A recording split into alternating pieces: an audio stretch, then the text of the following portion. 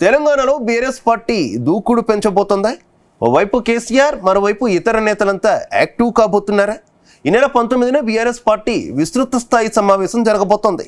ఈ సమావేశం తర్వాత గులాబీ బాస్ కేసీఆర్ నిరంతరం ప్రజాక్షేత్రంలోనే ఉండబోతున్నారా?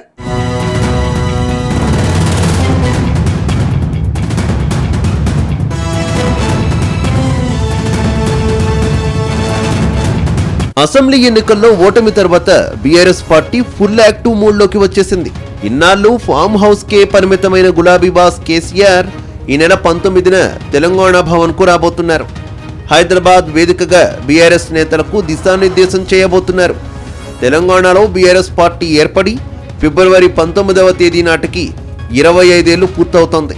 పార్టీ సిల్వర్ జూబ్లీ వేడుకలను ఘనంగా నిర్వహించే అంశాలపైన చర్చిస్తారట. మరోవైపు రాష్ట్రంలో కాంగ్రెస్ ప్రభుత్వం ఏర్పడి ఏడాది పూర్తయింది. కొత్త సర్కార్కు ఓ ఏడాది సమయం ఇవ్వాలని కొద్ది రోజులుగా పార్టీ నేతలకు కేసీఆర్ చెబుతూ వస్తున్నారు. అయితే ఇచ్చిన డెడ్లైన్ పూర్తి కావడంతో కేసీఆరే రంగంలోకి దిగబోతున్నట్టు తెలుస్తోంది. అంతేకాదు ఏడాది కాలంగా కాంగ్రెస్ పాలనపై చర్చిస్తారని సమాచారం. అయితే చాలా రోజుల తర్వాత కేసీఆర్ తొలిసారి తెలంగాణ భవన్ కు వస్తున్నారు. ఆ తర్వాత కూడా కేసీఆర్ ఎలాంటి నిర్ణయాలు తీసుకుంటారో అని ఉత్కంఠగా ఎదురు చూస్తున్నట్టు సమాచారం.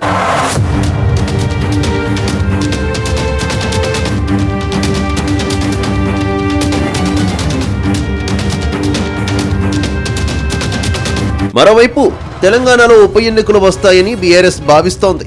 ఇటీవల బీఆర్ఎస్ పార్టీ నుంచి 10 మంది ఎమ్మెల్యేలు కాంగ్రెస్ పార్టీలో చేరారు.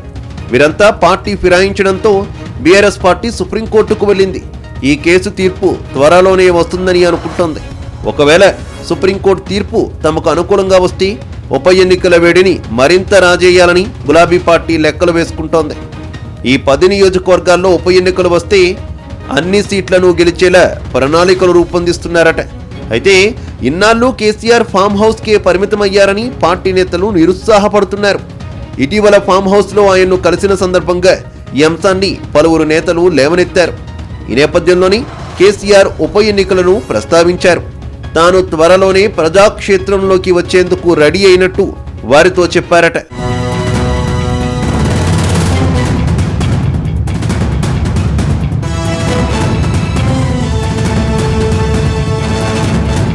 ఇదిలా ఉంటే మాజీ మంత్రి ఎర్రబెల్లి దయాకర్ రావు మరోసారి హాట్ కామెంట్స్ చేశారు.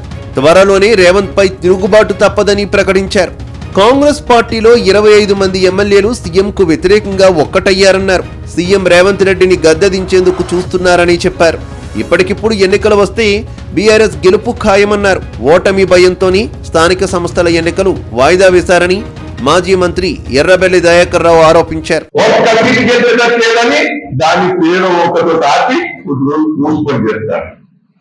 మళ్ళీ ఆశ పెట్టి ఓట్లు వేయించాలనేది ఉన్న సర్వే రిపోర్ట్ 6 డెప్యూటీసులు 6 ఎంపీలు గెలుస్తుందని రిపోర్ట్ ఉంటుంది. ప్రభుత్వం అక్కడికి ఫ్లాప్ అయింది. మీకు తెలుస్తుంది 25 మంది ఎమ్మెల్యేలు ఒకటే రేవంత్ రెడ్డి దించడం ముసుగుల గుడ్లాట్ అయిపోయింది. రాహుల్ గాంధీ క్యాన్సల్ అయింది. ఎందుకు? రాహుల్ గాంధీ వరంగల్కి వచ్చి జనంలో అభిప్రాయం తీసుకుందామని.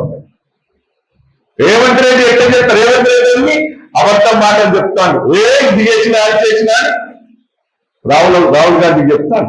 రాహుల్ గాంధీ టైం కూడా ఇస్తారు. వీరికి ఈ మోసకాలను తెలిసిపోయి రాహుల్ గాంధీ గారు కూడా.